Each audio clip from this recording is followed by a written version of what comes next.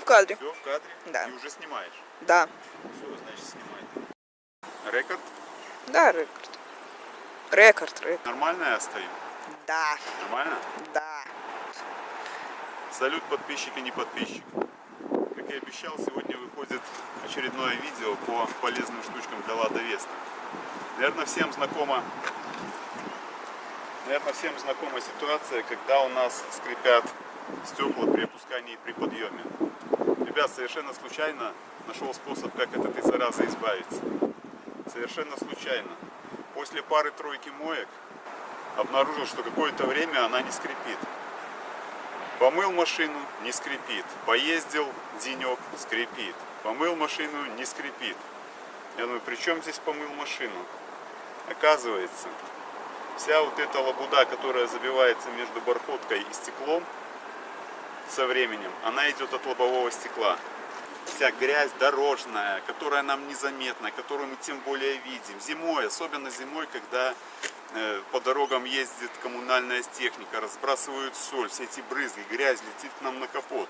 Но она летит, ребята, и дальше капота. Она летит еще на стекло лобовое. И потом аккуратно или неаккуратно течет, вот преодолевает вот это расстояние и валит прямо через стекло на нашу бархотку. И это потом жутко репит. Я ненавижу это. Так что, чтобы избавиться от скрипа, нам надо в первую очередь избавиться от потока вот этих какашек, которые льются к нам на стекло. А от этого можно избавиться вот этими стоками, с помощью вот этих стоков. Поэтому покупаем стоки, клеим и избавляемся заодно от скрипа стекол. Дверь разбирать не нужно, не ломайте машину.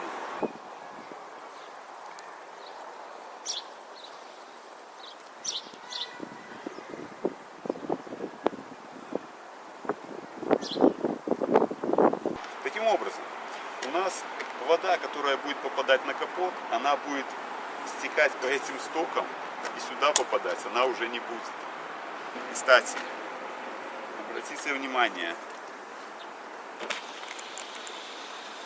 как вам это дело? По-моему, не скрипит ничего, как по маслу.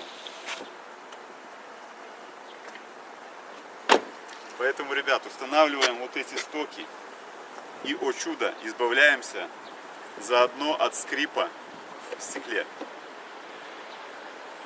Если вам это видео было полезно, ставьте лайкосы, подписывайтесь на канал, жмите колокольцы. Следующая видюха будет вообще отвал.